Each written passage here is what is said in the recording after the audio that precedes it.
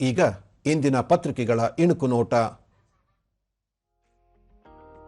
ಸೇಡಲ್ಲ, ಸಾವಿಗೆ ನ್ಯಾಯ, ಆಪರೇಷನ್ ಸಿಂಧೂರದ ಹೊಸ ವಿಡಿಯೋ ಬಿಡುಗಡೆ ಮಾಡಿದ ಸೇನೆ, ಪಾಕ್ ಪಿಒಕೆಯಲ್ಲಿನ ಉಗ್ರ ನೆಲೆಗಳ ಮೇಲೆ ನಿಖರ ದಾಳಿಯ ಚಿತ್ರಣ.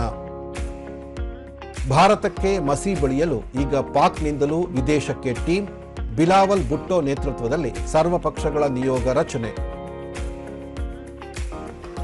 ರಾಜ್ಯಕ್ಕೆ ಎನ್ಎಂಸಿ ನೋಟಿಸ್, ಬಿಎಂಸಿಆರ್ಐ ಸೇರಿ ಎಲ್ಲ 22 ಸರ್ಕಾರಿ ವೈದ್ಯಕೀಯ ಕಾಲೇಜುಗಳಿಗೆ ಪತ್ರ, ವೈದ್ಯ ಸಿಬ್ಬಂದಿ ನೇಮಕ, ಮೂಲಸೌಕರ್ಯ ಕೊರತೆ ನೆನಪಿಸಿದ ಆಯೋಗ. ಐಎಂಎಫ್ 11 ಷರತ್ತು, ಪಾಕ್ಗೆ ಮತ್ತೆ ಶಾಕ್.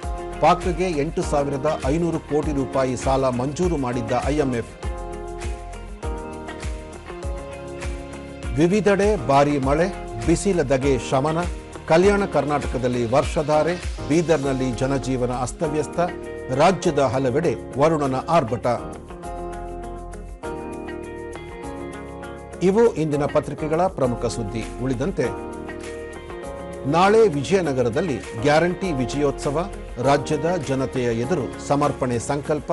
10,000 ಕುಟುಂಬಕ್ಕೆ ಡಿಜಿಟಲ್ ಹಕ್ಕುಪತ್ರ ವಿತರಣೆ.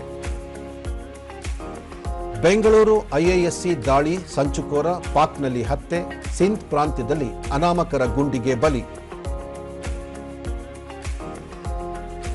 ಪಾಕ್ನಲ್ಲಿ ಸ್ವಚ್ಛತೆ ಕಾಪಾಡಿ, ಉದ್ಯಾನವನದಲ್ಲಿ ಪಾಲಿಸಬೇಕಾದ ನಿಯಮ ಕುರಿತು ಆದೇಶ.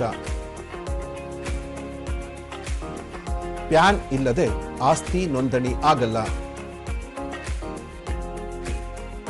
2 ಲಕ್ಷ ಜನರ ಸಮ್ಮುಖದಲ್ಲಿ ಪೋಪ್ ಪೀಠಾರೋಹಣ, ತೆರೆದ ವಾಹನದಲ್ಲಿ ಪಯಣ, ಉಂಗುರ ಸ್ವೀಕಾರ, ಧರ್ಮೋಪದೇಶ.